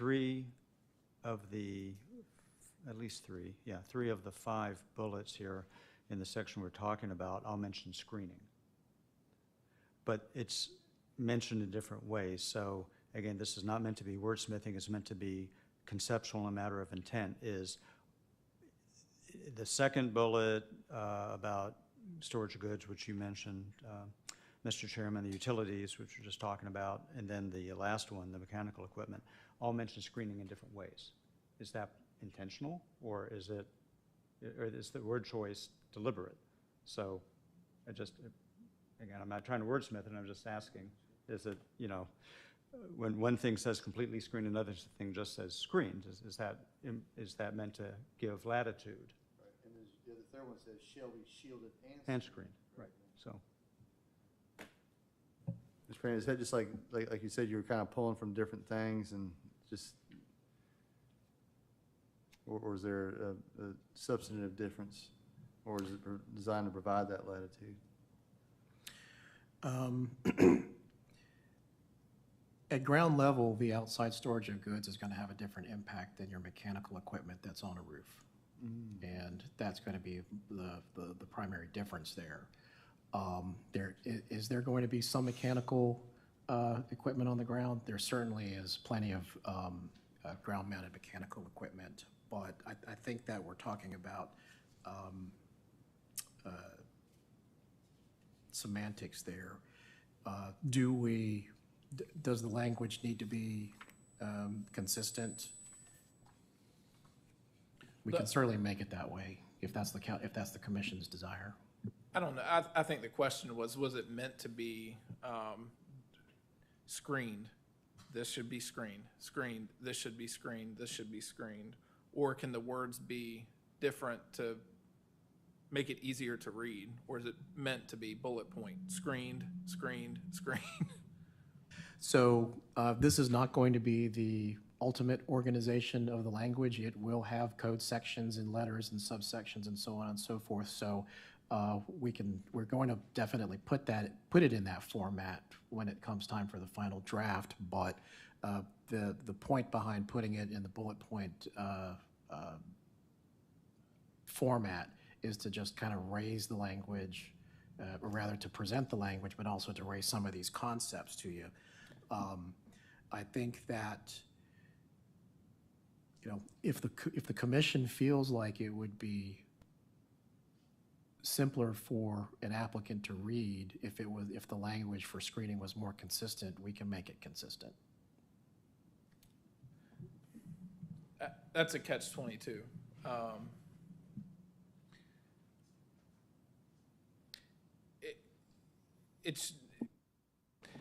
I guess in my mind, it should be easy for the common person to pick up and read and it flow as they're reading it to make sense.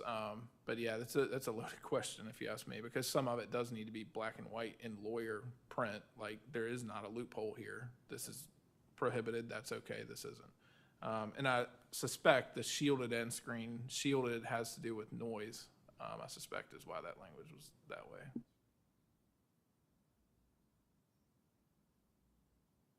I mean, I think that's feedback Mr. Pamba is looking for, is should it be flow, easier to read, or should it be bullet points?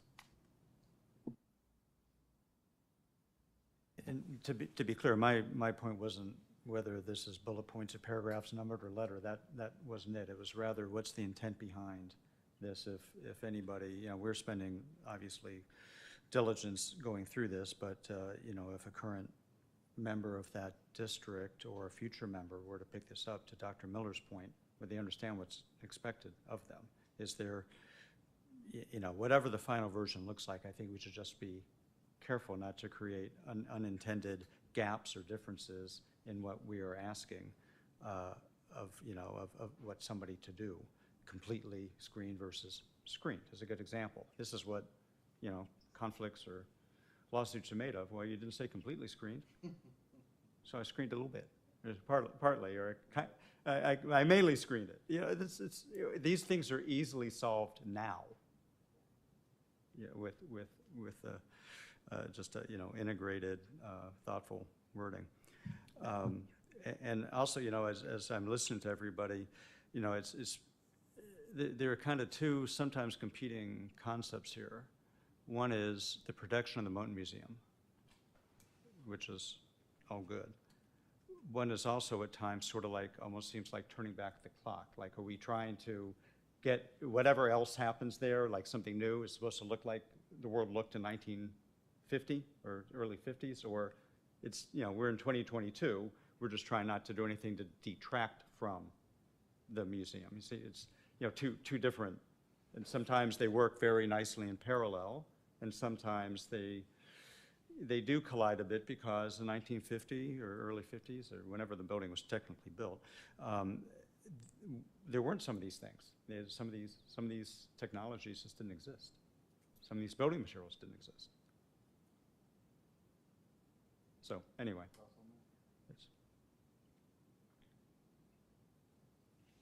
Yeah, I guess, you know, I had interpreted as kind of to try to strike a balance. You know, buildings shall be clad primarily in red brick veneer, similar in size, color, and bond. You know, use of materials with modern appearances shall be prohibited unless it's 10% unless it's for 10% of the facade or for accents or features. And so, yeah, I thought that we were trying to have the surrounding buildings rhyme with Moton versus, yeah, go like a Colonial Williamsburg, you know, whole hog. That's a good example. Right.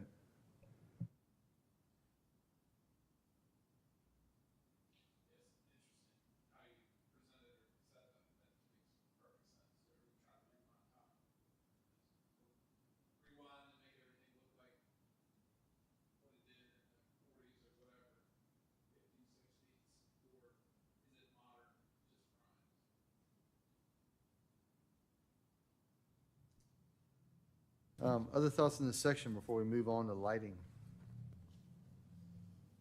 Other thoughts? The lighting was impressive. I didn't realize there's that many types of lighting. I might go try to check out some high-pressure sodium, mercury vapor, or metal halide. Thoughts on the lighting, on the suggestions or the preliminary on the lighting? So staff's approach clearly on this one was to give you a lot and try to weed some of this stuff out.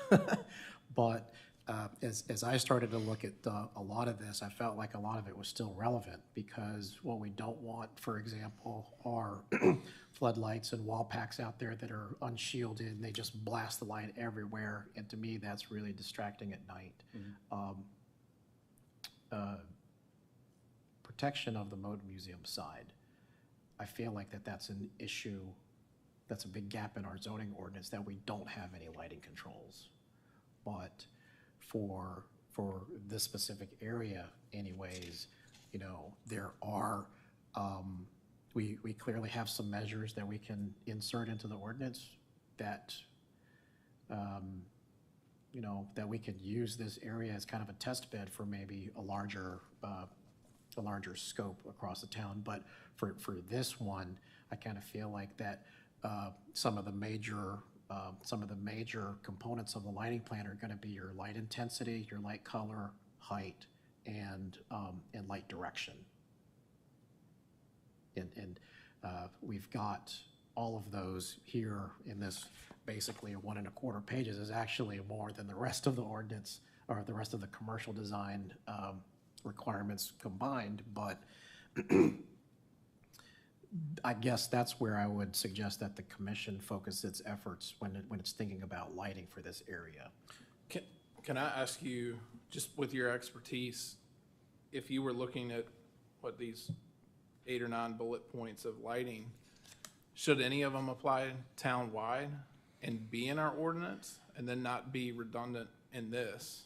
Right.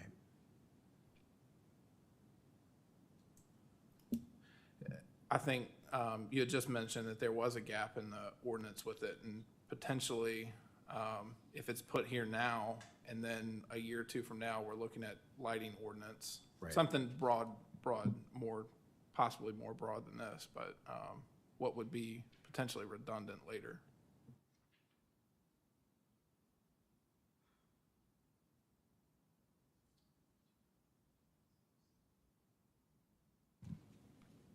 I'd say those first 8 for sure would be a good basis for an ordinance across, you know, a townwide ordinance.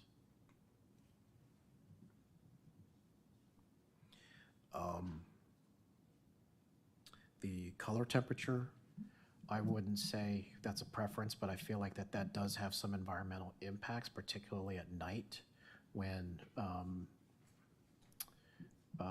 you know, when you have a bluer or a whiter light, you know, dark skies compliance is kind of one of the big things now.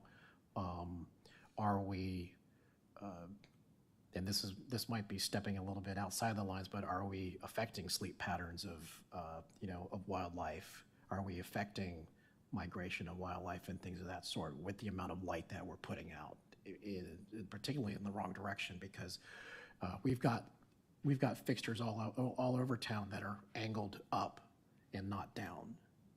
And to me, that's a personal safety and security issue. If anyone's ever gone frog gigging, that's how you do that, is you basically shine a light in their face and you can't see, you know, and they can't see. So to me, that's kind of one of the issues, is not just environmental, but also of a personal safety and security. And these are the things that we want to base our laws and our ordinances on. So to answer your question, I kind of feel like that a lot of these are actually relevant. If I had to drop one, I would drop the section on uplighting. But I kind of, again, I feel like that they're all relevant. Yeah, but I see what you're saying about the duplication of effort. Should we look at this in the future? So as a suggestion, what if we keep something in there for lighting as a placeholder, or at least to look at it, but then potentially like put it on something coming up? I know probably the rest of this year is not not in question, but you know, if that's something that's a need town-wide, and it seems like a common belief that maybe that should happen in the ordinance. There should be lighting standards in the ordinance. I think for the sake of trying to reduce this, maybe take some of the lighting out of this document. Do you have specific you have specific suggestions for what you want to take out? Or? I could look at it and maybe see which ones I think are appropriate and which ones aren't. I would rely heavily on the expertise of Mr. Pambid, right, if I had to gut reaction right this second.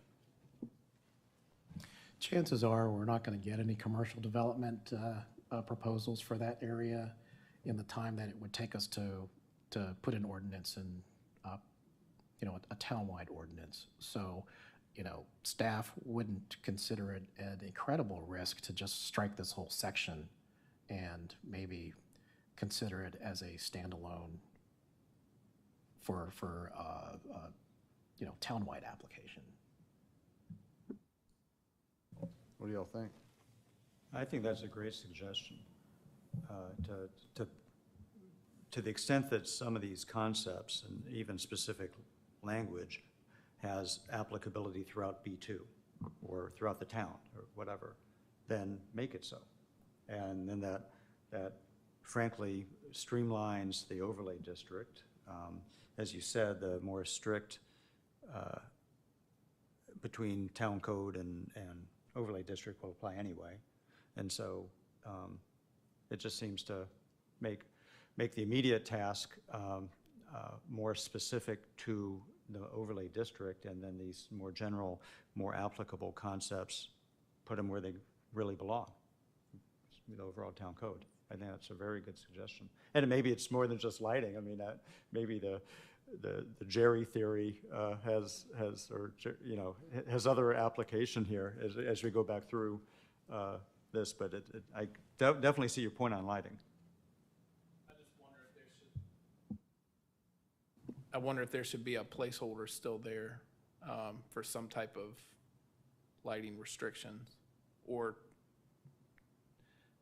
take it out altogether right now and potentially revisit it in the ordinance. I'm just wondering, should there be a couple bullet points that in the future we know are going to be further restrictive on lighting? Do we know whether the UNESCO rules require anything specific about lighting? Is this even a UNESCO hot button topic? I certainly don't know.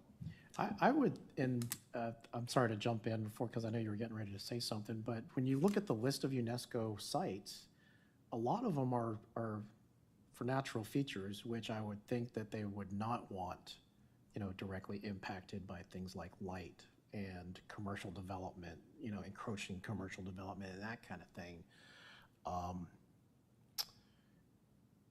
These sites, I believe, are going to be considered a little bit differently because most of them are going to be in, in quote-unquote urban areas, in developed areas, I should say. So I feel like that we could be unique in that regard in terms of addressing light. Maybe we take Jerry's suggestion and try to put a couple of bullet points in here, and but I just kind of feel like that lighting was important, especially in that area. We're talking about a commercial site that's really impacting and visually affecting that.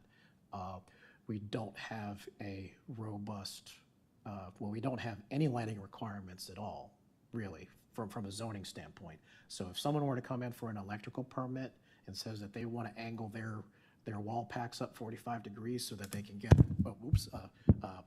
a greater spread on the light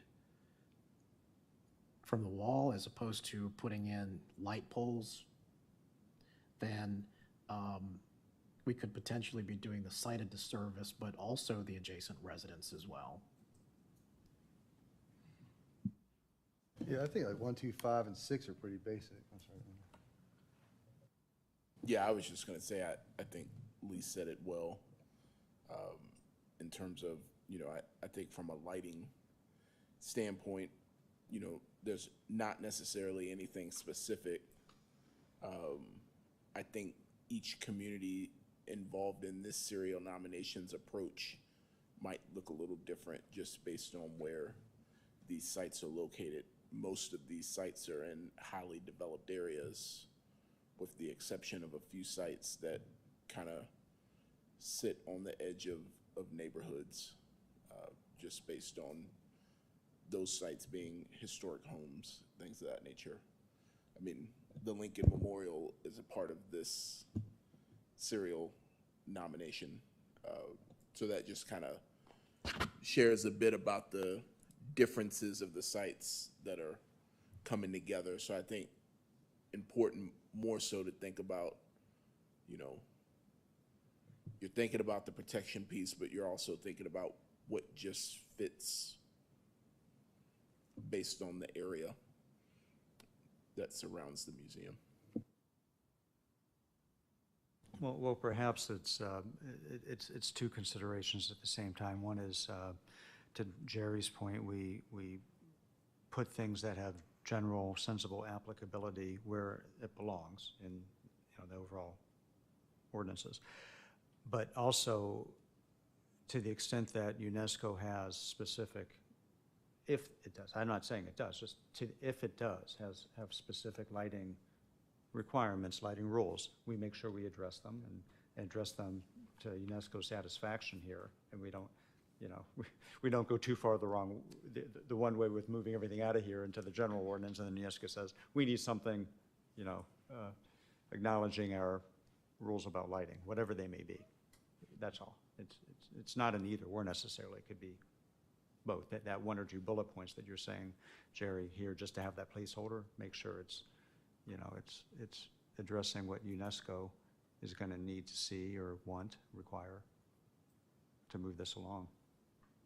We don't want to, in other words, we don't want to sabotage, self-sabotage this by solving other town issues and then not address what UNESCO wants. So for the placeholders, I actually heard Dr. Miller suggest bullet points 1, 3, 5, and 6. 1 is installed height. 3 is the full cutoff requirement, which, you know, talks about the directionality of the lights. Number 5 is with regards to the floodlights and unshielded wall-mounted fixtures. And then number 6 is with regards to outlining windows and roof lines.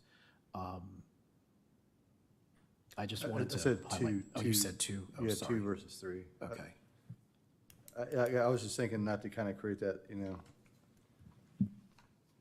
especially over there in the side, that side parking lot, so it just doesn't, you know, spill over into either the neighborhood or Moton.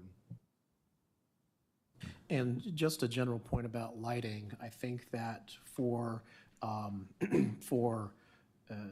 developers, they're starting to listen to their architects and their landscape architects and really suggesting a lot of these, but that's probably only going to happen half the time. The other half, the people are going to say, well, there are no regulations, so we're just going to do what we want. When you look around town, you see a lot of these actually being implemented already. Yeah.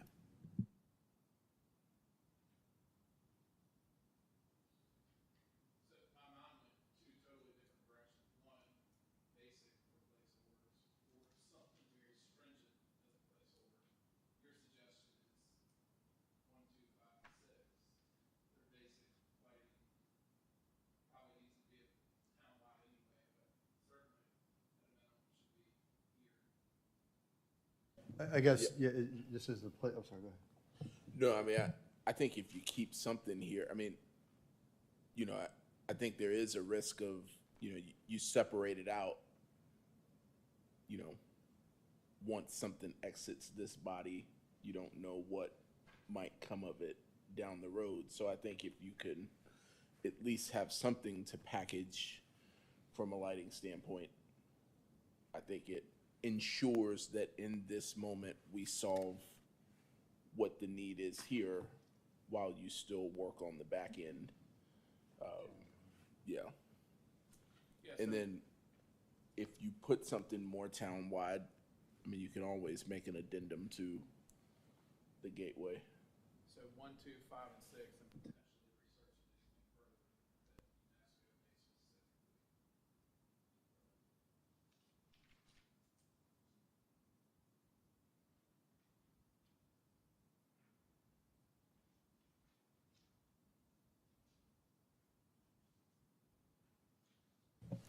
Other thoughts or conceptual suggestions, questions, items that merit consideration, or?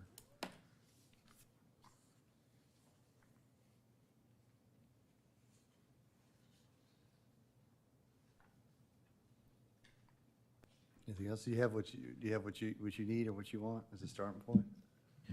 I do have what I need. One of the things that I wanted to go back to was this this concept of architectural rhyming, which really actually kind of resonated with me mentally. But it was the very first bullet point on these commercial requirements about buildings being clad primarily in red brick veneer. I threw that out there as a very high bar. And I really would like to hear the Planning Commission's thoughts on its actual application. So what that looks like is when someone comes in for a development proposal for commercial, that's going to be their primary facade material. I kind of felt like that, that is kind of a high bar, but if we're looking at trying to provide a sense of place and not accept the off-the-shelf corporate architecture that one might bring, then I felt like that might be something that we would consider, but what is the planning commission's thought on making everything matchy-matchy, you know? So I think that's going to be my last question on all of these, but to me, that was like, that's why it's number one and that's why it's highlighted. Well, I agree with it. I mean, if our purpose is to showcase Moat Museum, then I don't think it's a high bar.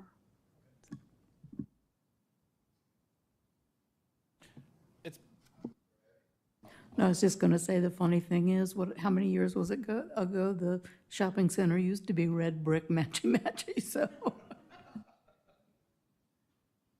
Well, I mean, I was thinking about it, and, I mean, I guess this might be the only CVS I've seen that's not red brick. And so, I think that, you say off the shelf, I think they might have several concepts off the shelf, and we ask them to do something as kind of straightforward as red brick, they might say, okay. I think to soften it slightly, if anything, you could say building facing the Moat Museum or something, exterior of the building facing the Moat Museum. Or exceptions may be made for non-primary faces or something not facing the Moat Museum. But I'm just throwing that out there. It may not even be necessary, but that's one way you could soften it slightly. Just exceptions could be made for X. Or I have seen, regulations where it's a certain percentage of the building has to be faced in brick or whatever. I don't know if it makes sense to just say primarily or to give them some guidance in terms of we want at least 60% or whatever. Primarily is kind of a word that's subject to interpretation, but where we get into the actual measurement is with regards to the 10%. So does that mean that the rest of it has to be red brick, or red brick veneer, not red brick, but it could be a veneer? So I want to make that distinction. When people are hearing us say red brick, this does not mean that the construction has to be red brick. It means that the veneer has to be a red brick. The Moat Museum is a very sturdy building, and that's red brick construction. But we're probably never going to have that again, because there are changes in construction methods and construction materials. But the point is to try to, I love that word, rhyme with the Moat Museum. Yeah.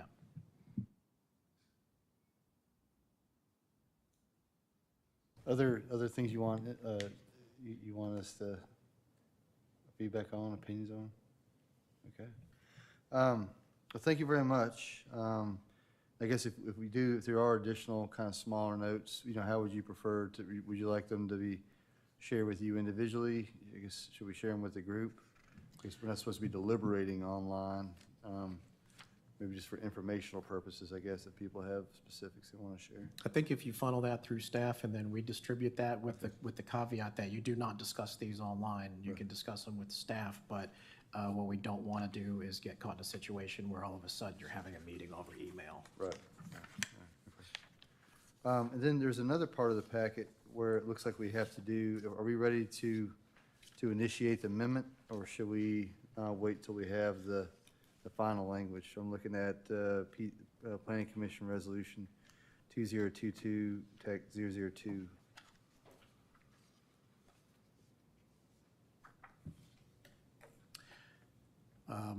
I would suggest just go ahead and pass the resolution or consider the resolution. Last time we did this, we actually did it on the night of the public hearing, if I recall correctly, which I still think would be valid. But What I want to make sure that we do is that we are complying with that aspect of the ordinance. Okay. Yeah.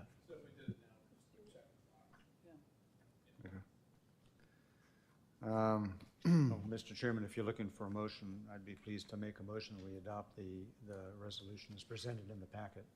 All right, we have a motion has been made by Mr. Weiss for initiative. I'd like to know when it becomes point for me to need to, I want to make sure that at the appropriate point, I begin to kind of abstain as needed. If you feel like you need to abstain, I would suggest that that would probably be appropriate at the public hearing when we're actually discussing when we're actually Okay. going to act on the ordinance. Perfect. Yep. A motion has been made that the planning commission resolve to initiate an amendment to the Farmville Town Code, Chapter 29, zoning and subdivision to add a Moton Museum Gateway Overlay District. Do I have a second? Second. Ms. O'Connor has seconded. Is there any further debate? I would just suggest that if any planning commissioner wants to start writing these resolutions, have at it. It's fun a couple of times, but, and I certainly had fun with this one. But I think that it might be, might be worth the planning commissioner taking a stab at it for the next one. All right, okay. Any further debate? The question then is on the adoption of the motion that the planning commission initiate an amendment to the Farmville Town Code, Chapter 29, zoning and subdivision to add a Moton Museum Gateway Overlay District. Ms. Watkins, would you please do a roll call vote? Dr. Miller, Aye. Ms. O'Connor, Aye. Mr. Weiss, Aye. Ms. Johnson, Aye.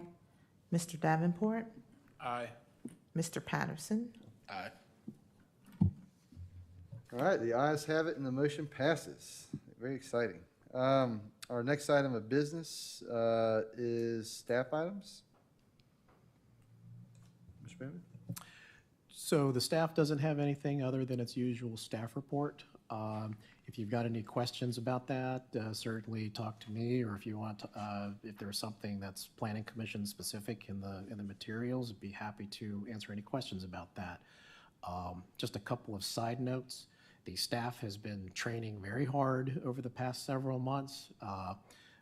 Michelle is doing some building code training, and actually, you've got a class here in a couple of weeks for planning, for rather a permit technician certification. So Ashley and I just tested last week. Cross your fingers, I hope we passed, but maybe I shouldn't have mentioned that we took the test. But we were in Roanoke last week taking tests, and Ashley had actually just gotten back from the Virginia Association of Zoning Officials Conference, Fall Conference, which was held in Roanoke. So really trying to bring her up to speed from the planning and zoning perspective, which is why you're going to see her more at the podium. Taking the lead on cases. Of course, we're going to be reviewing those together, but we want her to fulfill more of a planner role, and I feel like tonight she did an excellent job. I hope that you guys feel the same. Yeah. But as far as staff items, that's about all we've got. Let's see, Board of Zoning Appeals is not scheduled to meet this month, so if you have anything for me, I'd be happy to answer that at this time. Is there a building official training? We are still looking for somebody to fill that position, but to answer your question, there is significant training required to hold that building official designation. Yeah, so you have to learn plan review, you have to learn the field inspection side, and then you have to learn the administration. So plumbing plan review, electrical plan review, and it just gets really, really specific, but you want that person to be knowledgeable so that your house doesn't fall down around you. Is Mr. Moore still doing that part-time? Mr. Moore is still with us on Tuesdays and Thursdays until we are able to fill that position. Yeah. Any commission business? Commission business. I am very grateful for all y'all for coming out to the town meeting last month. That was great to see you turn out and to listen. And Ms. Watkins, appreciate you, taking on all this training. And yes, I'll send an email to Ashley. That was good. I thought she did a good job. Yeah. Do I have a motion to adjourn? So just real quick, I do need to mention about next month, though, and I Yes. apologize, just really quickly. You will have to meet next month, obviously. You will have a public hearing for the Moton Gateway overlay. One of the other things, now, we talk a lot offline about staff bandwidth and what some of the other things are going to be happening over the next 6 to 9 months. At the staff level, we usually take a 6 to 9 month look out on the tasks that we've got. So for next month, the Moton Gateway overlay will basically officially kick off the public hearing and try to get that done by the year's end. One of the things that we'll also be introducing to you is what a plan unit development is, because there will be a follow-on request for an ordinance amendment to install a plan unit development ordinance. So that should give you an idea of where the staff and the planning commission and the council are going to be going over the next 6 months. So we're going to be finishing this big push for Moton Gateway by the end of the year, and then we're going to be picking up another one probably here in December. So it's going to basically overlap a little bit or follow on one after the other. Yeah, so again, planning commission and the staff will continue to be busy. Thank you. Do I hear a motion for an adjournment? So moved. All right, and Mr. Weiss has made a move. Do I have a second? Second. Mr. Davenport has a second. All in favor, please say aye. Aye. All right, we are adjourned. Thank you all very much, y'all.